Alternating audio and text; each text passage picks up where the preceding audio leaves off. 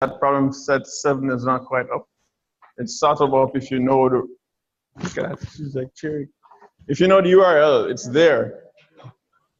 I didn't put a link up yet because we're still, it's under construction. So one question is finished properly. Both questions are present. You could read the questions and start thinking about it. But I haven't vetted the test cases for one of the problems yet. And for those of you who like to start the problems at midnight, I apologize for disappointing you. I had to keep setting that assignment back, because I was trying to get the test cases for the other problem in order. I eventually did, like around 4 o'clock this morning. It was a very silly mistake on my part, but that's what happens when you do things tired. Anyway, so now that problem is fixed. I will put the link in the RVLE page so you can directly click through. Those of you who know, you just put 7 at the end instead of 6. If you go through and look at the URL, you'll see the question. Just bear in mind that the second question, one called Master Alchemist, you can read it. The question is not changed. The test cases were very weak. And so you could get away with less than ideal solutions. And so be it. That's my fault. I need to make the test cases more robust. So that's what I'm trying to fix this week, so that your brute force won't work so well. Now, that also means that if you beat me to it, there's nothing I can do about your getting a perfect score on the second question. So that's the reason I'm making the announcement. It's there. If you submit a solution that works, before I can make those, because I haven't tested the test cases, so I don't actually even know how well a brute force solution will do.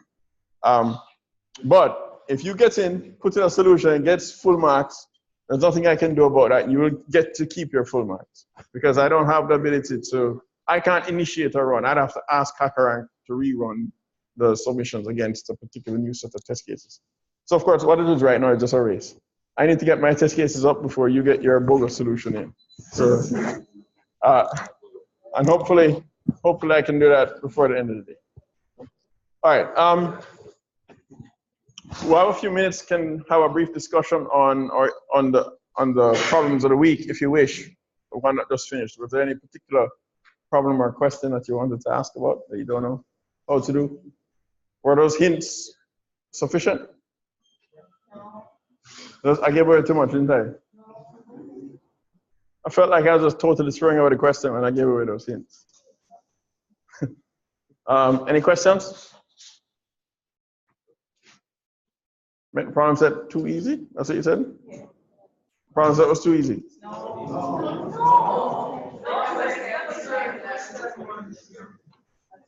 Well, I'm aware that it was too easy last week, so I've tried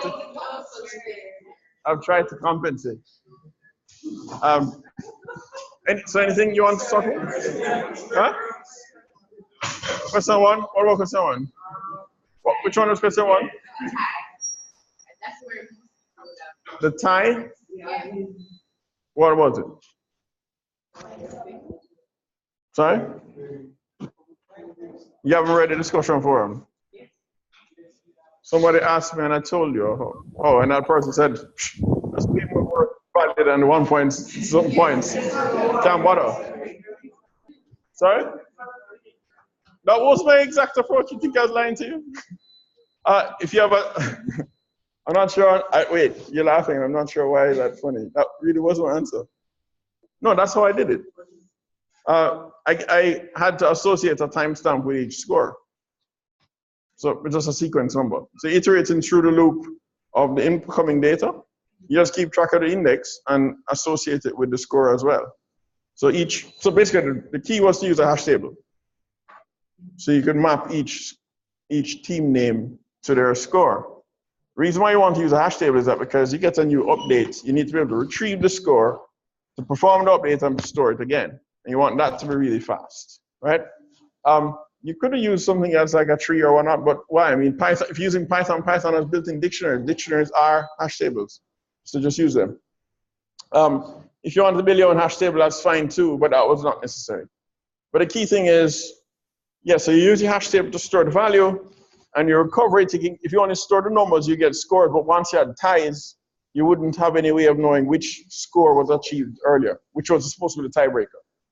So what you do is just use a sequence number, which is the index of the time the index of the data as it arrived from the input. And so you associate that as well in a tuple. So you have your score and your sequence number. And when the scores are equal, then you compare the sequence numbers, whichever one is smaller, that's the one that wins. Right. The only trick in that, there's no trick. The only key thing to pay attention to there is that so a tiebreaker for the winner means that when I'm asking for the loser, you must take it all the way around. Right? So you wouldn't always use the minimum sequence number. If you're trying to get the winner, you use the minimum sequence number. If you're trying to get the loser, you use a larger sequence number. Because the person with the larger one comes last. That was the only problem on that assignment? Wow. Yeah, so what was the other problem again? The other problem was actually meant to be the real problem. Which one was that one? Container shuffle, yeah. So what approach did you use for the container shuffle? Right, okay. So you see, that's my bad, because none of those should have worked. So that's the wrong approach. If you use a list, the only reason why you listed have gotten away is because my test cases were too weak. I didn't have an opportunity to test those properly.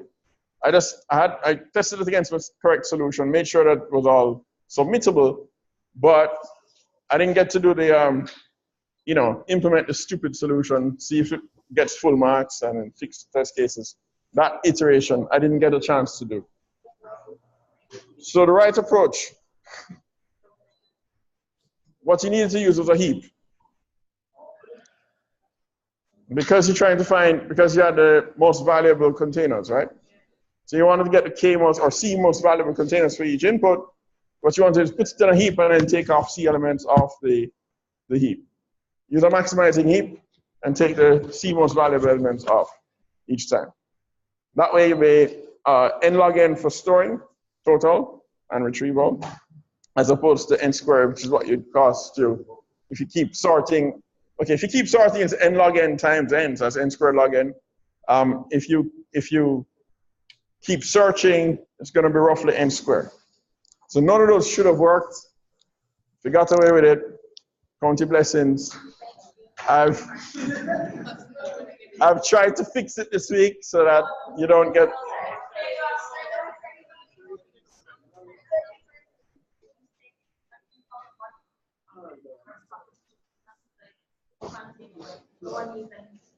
Why would you want me to tell you that? Oh yeah, no, I'm giving you hints on Friday. Or Saturday. I give it a hint when people ask for it. I didn't even know anybody would care about the hints at this point until somebody came to me on Friday. The topic we've been teaching was assignment 0, because that was just wild. And nothing else, I think. The closest one that maybe you could argue was the one with hopsquash, because that was backtracking as a strategy. That's not a particular topic. But everyone else has been specific to the topic of the week. This week's one is no different. All right, now I'll give you that hint because, no, let me not say anything more. Let's just leave it like that. Y'all good, right? You feeling good from last week? You got to 50 out of 50. Some of you feel like you got away with a little something because you know, say you put in a bogus solution, you get full marks. Well, if you use lists, isn't that, if you put in an odd n squared solution, you still get 50 out of 50. That's, you got away with something. So, okay, no problem. That was on me. And I've tried to do better this time. Sorry? All I'm saying is, so just when you, this week's on, I've fixed it. So just get started early. Start thinking deeply. And please try to start coding early. It takes a while. All right. So, okay, so on to the lecture now. So we're finishing up sorting this morning. This is the last lecture on sorting. And in a sense, we're just touching upon a few loose ends in terms of types of sorts. If I have time, I might add another one. There's another one called counting sort. They are of the same category of sort. Before I get there, there's something I wanted to just quickly talk about, and this particular topic, lower bounds of sorting, is not something that you're responsible for on an exam or anything. This is part of, think of it as your education. This is what distinguishes you from somebody who just got training. So when we talk about how fast an algorithm could go, so far we've seen algorithms that were at order n squared time, and then some better ones at order n log n time. And you might ask, could you get better? Is it possible to do better? Can you do order n or even faster than that? Or is it possible to do faster than order n time for sort? You guys should be able to tell me this. How could it be possible to do faster than order n time? Order n time would mean you're not looking at everything. Is it possible for you to sort a list without looking at every element? Okay, let's pretend that you actually believe that. So here's a proof that must be fraudulent. All right. So let's say you have a black box algorithm that's going to sort without looking at all the elements. So you're doing it in sublinear time, right? And we're talking about ordinary computer in some way. So here's the thing. That means you're not looking at some element. All right, so what I'm going to do is I'm going to give you that set to sort and put, say, for example, the largest value, 1 billion. If those numbers were, let me put it this way. What I'll do is examine the two elements beside it. Since I know you're not looking at some element I examine the two elements beside it, and I select a value bigger than them. I only need to examine one actually. Select a value bigger than it, and tell it to sort. Now let's say you accidentally get it right by putting that element in the right place. Then you didn't look at it, so guess what? What I could do is then change it to be a one value less than the one beside it, and then tell it to sort again. Since you're not looking at it, and the only thing I've changed is that one element, you can put it back in the same place, right? It's a deterministic algorithm, isn't it? Does that make sense? Why are you not saying yes? Does your code do something different on each run if you're not calling random? Oh, I see. That's why you have problems coding. Your program doesn't change behavior when you run from one run to the next, unless you have some random element in there, randomness. If you have a fully deterministic algorithm, you can't do different things on two different runs, right? So then if on one run I put in a bigger value and you're not looking at that value, and another run I put in a smaller value, that algorithm must put that location in the same place on both runs. That makes sense? But it can't be right both times. Because in one instance I made it bigger than the value beside it, in other case I made it smaller than the value beside it. So what does that tell you? It has a different location to be at when it's finished sorting. So therefore, you cannot run a sorting algorithm in sublinear time. Does that make sense? Right. So whoever said, I'm really talking to somebody who said, yes, you can. I don't know what you're answering. I just need to explain that so that make sure that we're all on the same page. All right, but can you do better? Can it be, we already have n log n. Is there somewhere in between? So you definitely can't do better than order n. Order n would be the fastest you possibly could ever go because you have to at least look at each element. But could you do something in between n and n log n? That's the question. Is there perhaps some really super fast algorithm out there that could go faster than n log n, even though we know it won't go any faster than order n time? Well, it turns out there's a theorem.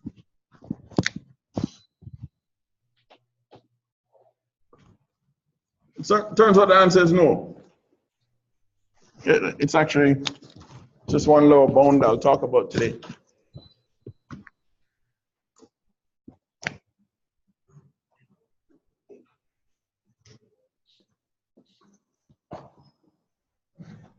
it basically says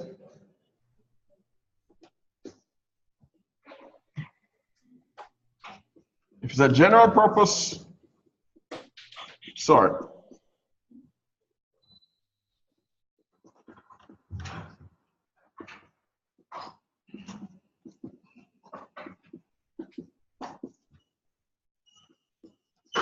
and it depends only on comparisons.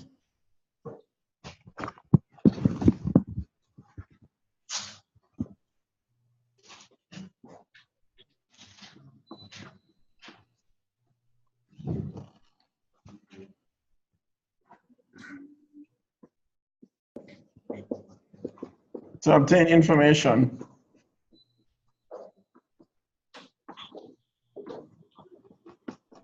about the list or the elements in the set.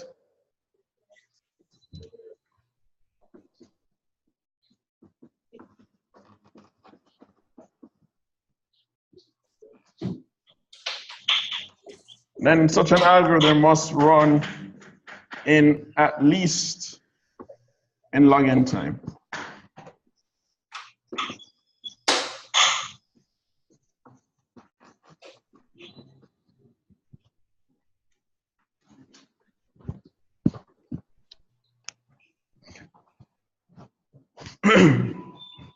And it's an interesting idea. The idea is the proof sketch of it, or the sketch of the proof idea is to consider a decision tree. So think of this information that it's getting about elements by it doing comparisons.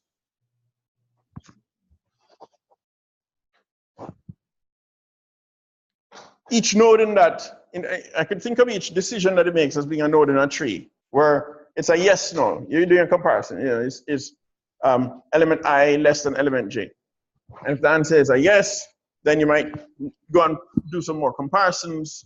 If the answer is a no, you do some other comparison, right? So you have these two paths going forward from each decision that you take. At the end of each sequence, you would have come up with the complete ordering based on the information you obtained. Let me give you an example of that before I give you the punchline, because if you don't understand what I'm saying, you won't get how we get this in log n. So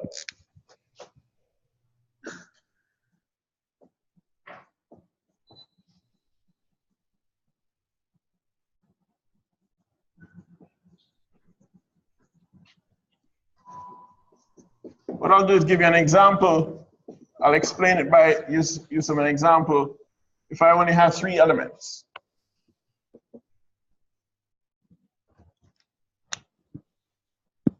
and let's call them A, B, and C. Those are my 3 elements. Now I'm doing a sort. Of course, there are 6 different ways that A, B, and C could be arranged. Yes? Y'all did discrete maths? Maybe.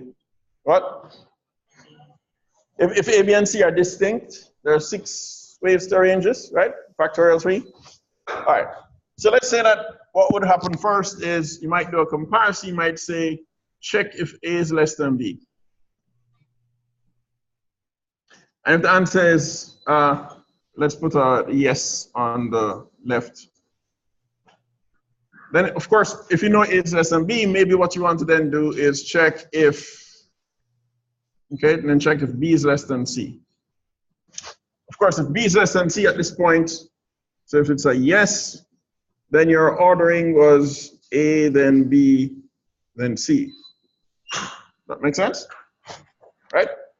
If the answer is no, then what do I need to check here? So A is less than B. I know A is less than B, but at this point, B is greater or equal to C. What I need to do is compare A and C now. And if I get a yes, then I know that A is the smallest. C comes next, then B. But if this was a no, then that means that, in fact, C would have to be the smallest. We know A is already less than B.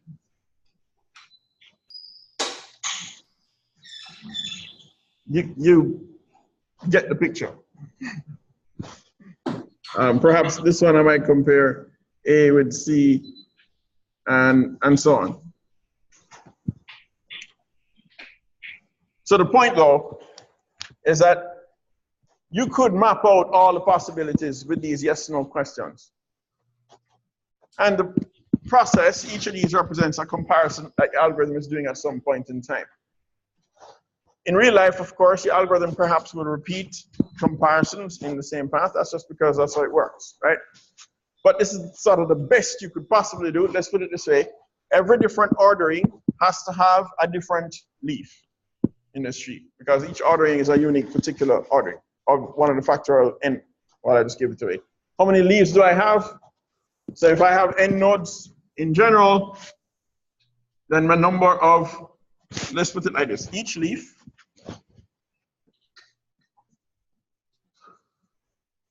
corresponds to a permutation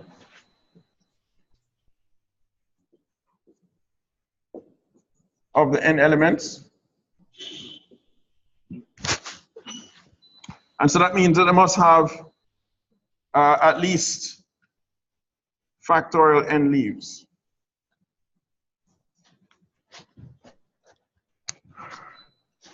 And now if I ask, so what's the fastest algorithm you could possibly have that would sort in any particular any situation?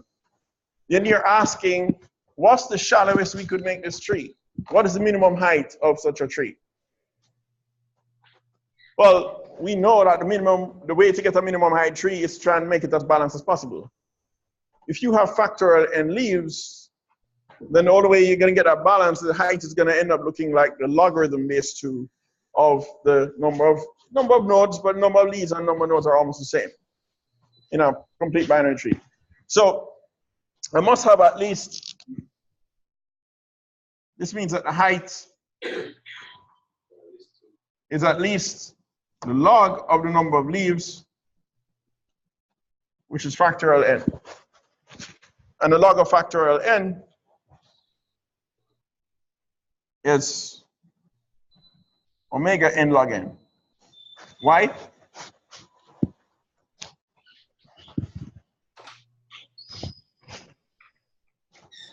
I'll leave you to think about it. It's easy to get that upper bound. Factorial n is certainly less than n to the n, right?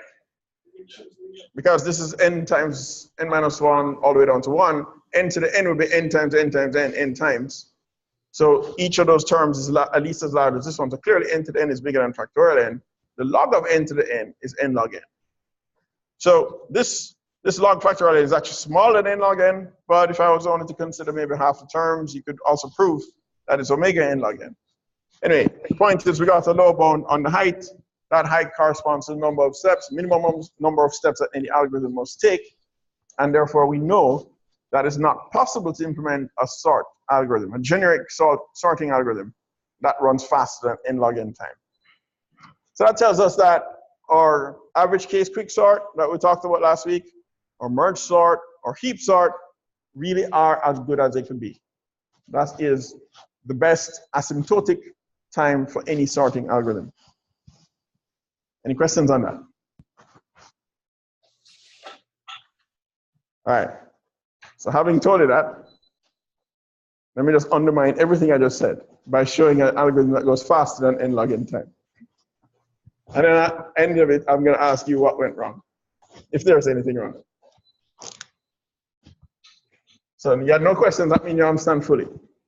So now, let's talk about this other kind of sort called a Radix sort.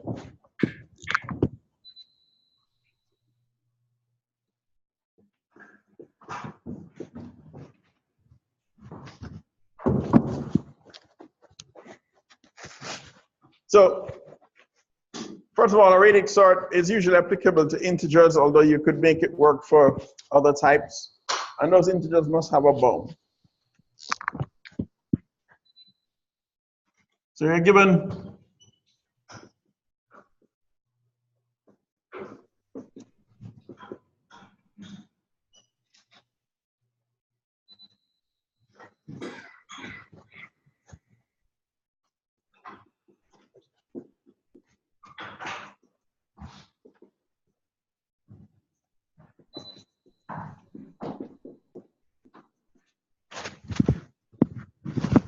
upper bound.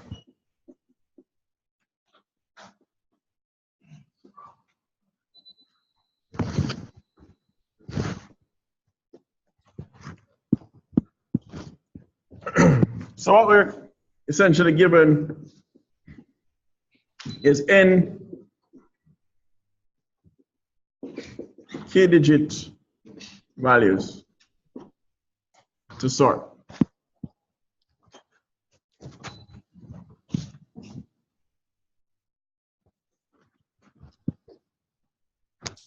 And here's how we're going to do it. We start by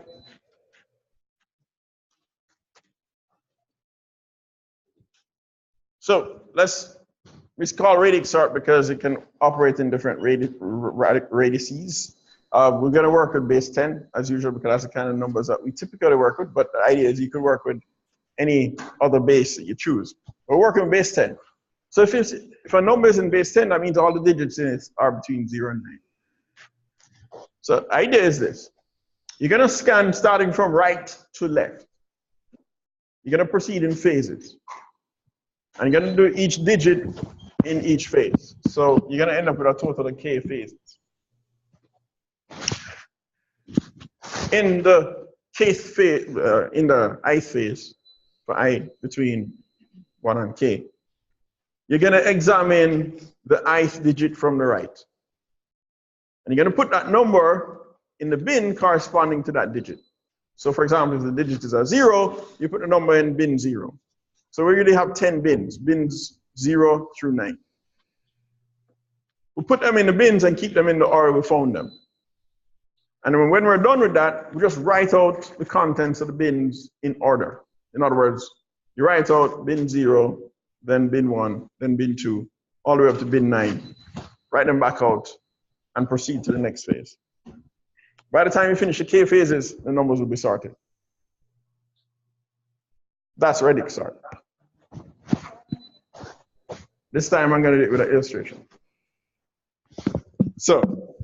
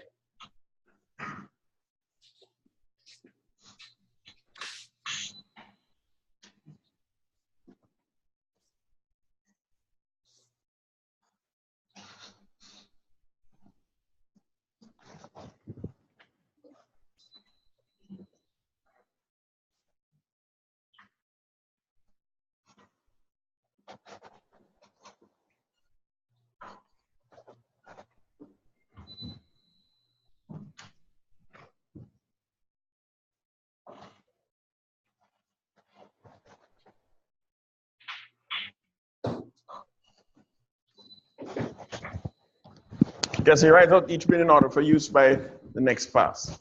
And that's the algorithm. So let's run it on an example, see how that looks.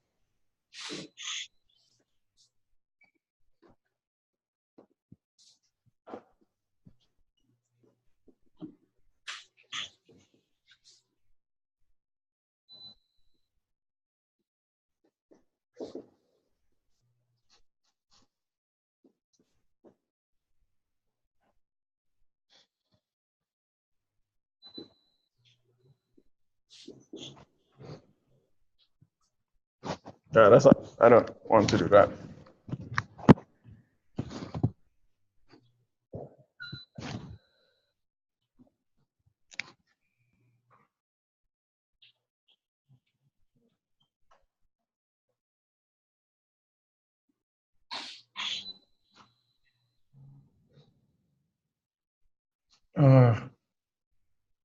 Okay.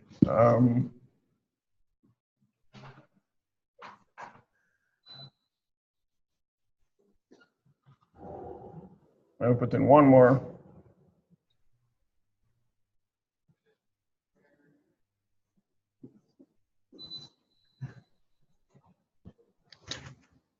Let that be 270. Let's make this interesting. All right, so those are your numbers to start.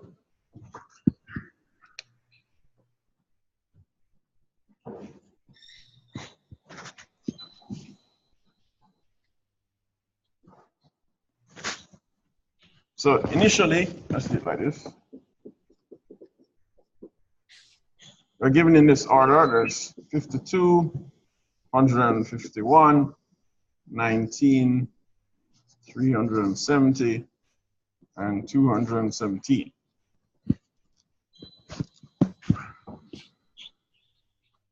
In our first pass,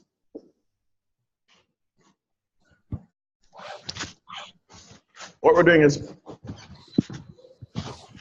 putting each number in its bin according to the rightmost digit.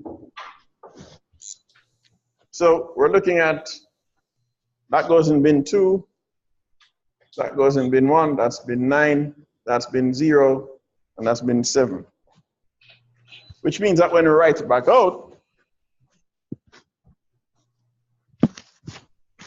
write them out in the order of the bins, write out bin 0 first. That means 370 gets moved up here.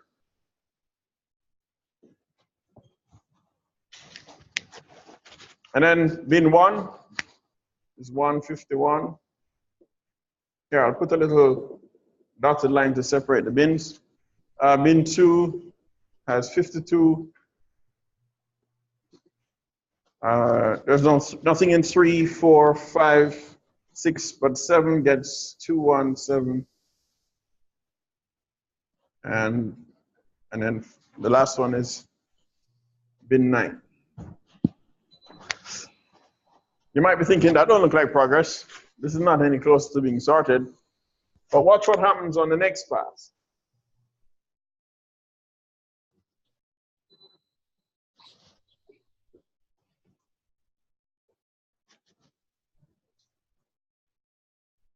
So now we're looking at the second digit from the right.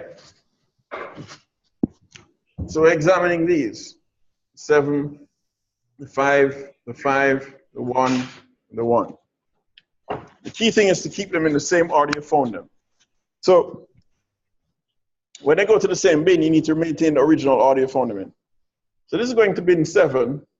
This is going to bin 5. Both of these are going to bin 5. And both of these are going to bin 1. When you write them out in order, of course, bin 0 comes out first, but there's nothing in bin 0 because there were none of those numbers got assigned to bin 0. But bin 1 has 2. It has 217 and 19 in it. Write them back out in that order. So you get back 217 and then 19. That was the end of bin 1.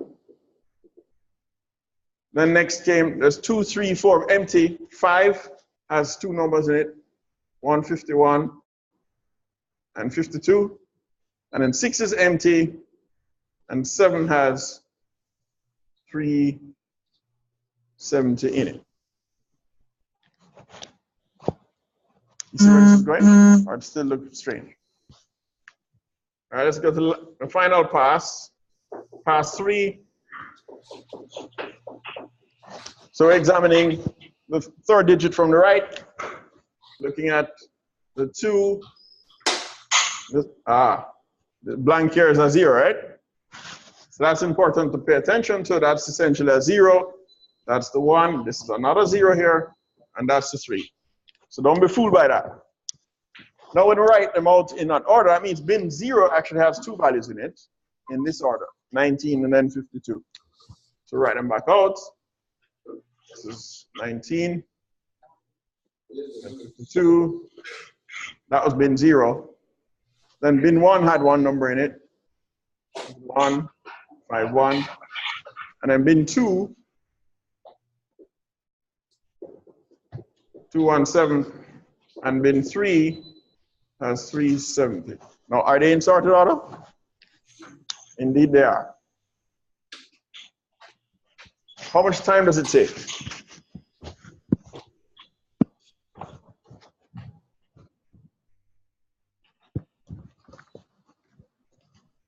How much time does it take?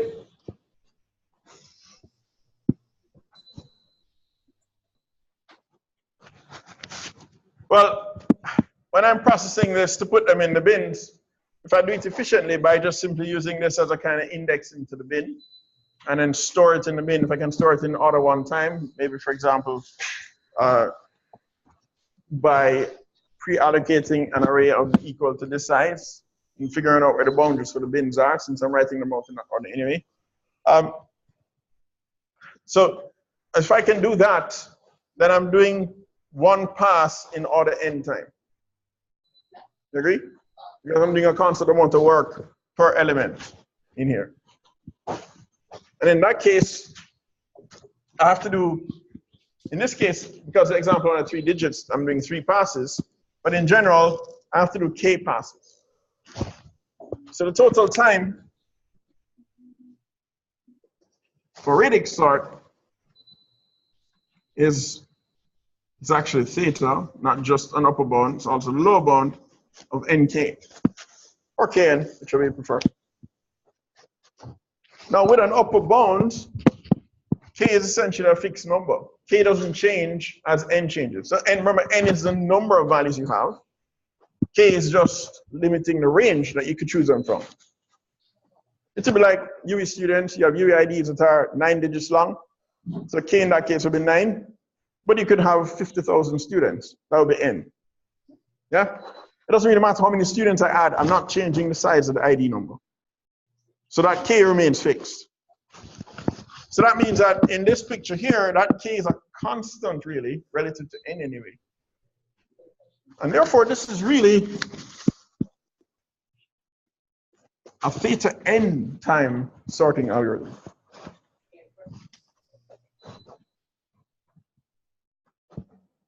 Ton, somebody said. So wait. Let's put the two things I just told you together. So yes, you're supposed to know radix sort. Did I forget to mention that? In case you tuned out when I started by saying you don't have to know this. You should have tuned in back when I started to talk about radix sort, because that's part of your syllabus. But I'm not interested in whether it's on your syllabus or not. This is education after all. How do you put the two things that I just finished talking about together? How do you reconcile them? Am I not contradicting myself on the board? On the left half of the board, I just said it's not possible to do better than n log n. And then immediately I follow up with an example of an algorithm that performs in order n time.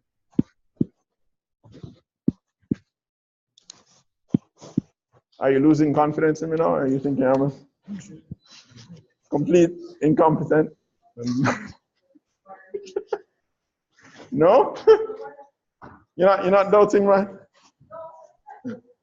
You should be very skeptical. What if I'm lying to you all along?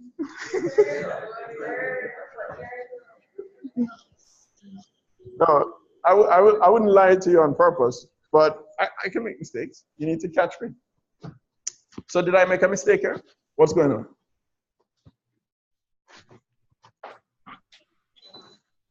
What's happening here that makes this not a paradox or a contradiction? Anybody want to try?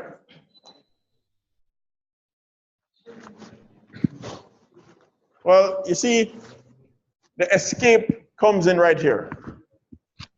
General purpose depends only on comparisons to obtain information. That's the premise. That was the premise for this conclusion. It was really absolutely essential because it meant that all the nodes in the decision tree really were needed. Every possible, based on nothing else but what's in there, every possible permutation was available. And the algorithm would have to, without knowing something more, would have to potentially explore it all. Over here, what's the setup for the radix sort? You have to have an upper bound. So there has to be a limit to the values that you're sorting. If there is a limit, then you can go a little faster. That's the punchline here, the takeaway. Okay? This is not the only order n sort. Since I have a minute, I can tell you about another one. Wait. Any questions? Okay.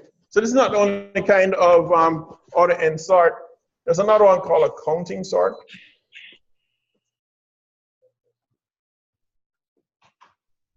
I'm telling it to you because we have the minute I can tell you in. And it works as follows. Again, it requires a limit. You need to know that the set of values you're working with are bounded. So let me explain it to you like this. Suppose I ask everyone in the room to pick a number from, I don't know, a single digit number. So 0 to 9. Well, don't do it out loud. And then we store that in an array. So I had this big array of your choices. Maybe it's associated with your ID or something. So we know what each person has selected, but it's all of them are between 0 and 9, inclusive, right? And I want to say, so let's say I want to sort it, I want to find out something about all the zeros and all the ones, etc. One way I could sort it is the following. Okay, obviously I could use the typical methods we've been talking about. But I could do the following. I could just scan through and keep track of the number of zeros, the number of ones, the number of twos, etc. By the time I get to the end, I've only scanned once, right? But I've updated this counter that would tell me how many zeros, how many ones. Where would I maintain that counter? In some array. So it's the order one times storage. How would I know how much storage to allocate? Well, you only have 10 digits. So that's why for a counting sort, if it's bound, I know what the maximum value is. I can allocate a slot per possible value. So by the time I finish scanning, I have a frequency count for each value. So how do I turn that into a sorted set? Well, if I know that there are 20 zeros and then 13 ones and, I don't know, 4 twos, what do I do? Just write out 20 zeros, 14 ones, however many twos. In other words, I just turn the frequency count into a list of that many of the zeros, the ones, the twos, etc. So the value, the list I produced would have been a sorted version of the original set, right? And I would have only done it, I would only needed order n time to do that. That kind of sort is called a counting sort because you're essentially counting the number of each type of element and then writing them back out. You're not really doing a kind of swap or exchange or anything like that. No comparisons really. You're simply just counting each one and writing them back out into the array. Okay? So that's another order n time sorting algorithm. Why is it possible to get away with it? Because it has restrictions. You have to know something about it that makes it not general purpose, and therefore that's why you can violate this n log n lower bound. There is one more detail I need to tell you about sorting, and then we're done with sorting. And that's the definition of stability. Forgot to tell you this. Oops, but you can look it up. So a sorting algorithm is stable. You might want to write this down. Sorting algorithm is stable if, when it's done, values that were equal remain in the same order that they came in input. That's it. No, I have no space. So a sort is stable.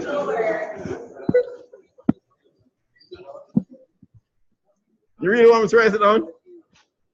All right, so a sort is stable if, when it's done, the order in which equal values were placed is the same order that they were in the input. Okay? Equal values end up is the same as the relative ordering that they started in. So,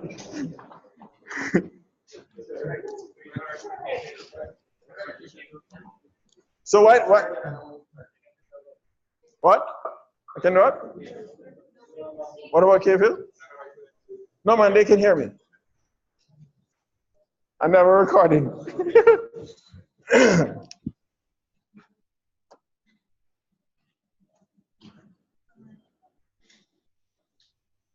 So the reason why a stable sort is important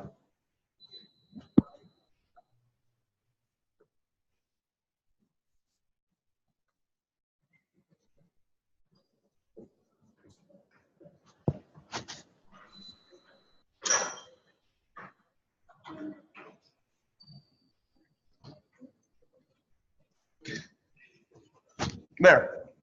Nice, concise statement of it. The reason why it's important on your spreadsheets, or in general, if you know, when you sort, let's say you want to sort the list of students in the course.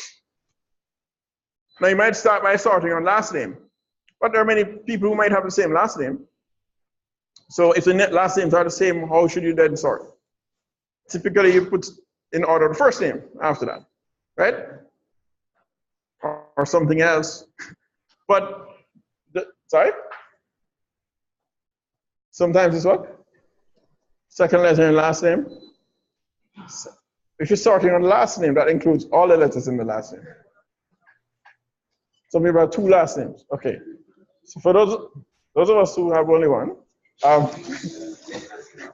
anyway, the point is that you typically choose another field.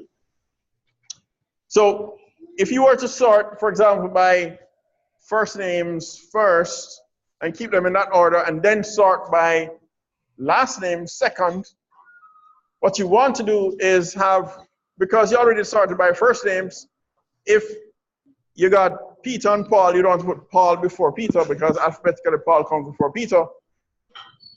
And then if you got two Browns, because you've already sorted on the Paul and the Peter, when you're sorting with the Browns are the same name. But at least because you've done the first names first, Paul would have appeared before Peter, so you'd have Paul Brown before Peter Brown.